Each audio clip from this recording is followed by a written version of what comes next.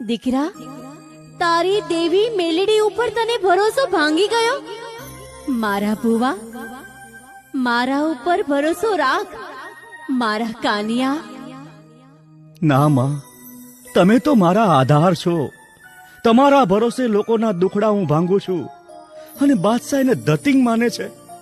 જેટલા પારખા લેવા હોય એટલા લેવા દે બાદશાહને. તું તારે જા દીકરા, જગતના ચોકમાં હું તારી દેવી મેલડી તારી ભેળે છું. પછી તારે કોની બીક મારા કાનિયા?